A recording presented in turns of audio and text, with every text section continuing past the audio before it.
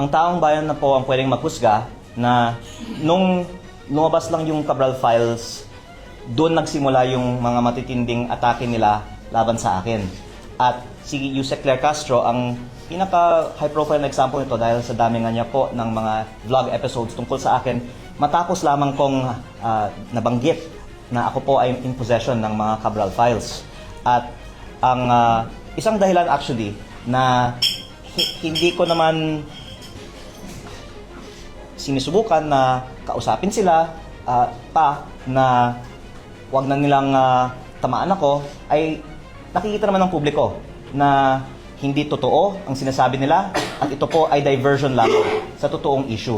At hindi po ako ang nadi-discredit nila. Dinidiscredit nila ang sarili nila. Kaya pinag-aaralan ko po ang aking mga hakbang at nakita ko actually mabuti pa na magsalita siya kasi wala nang naniniwala sa kanya.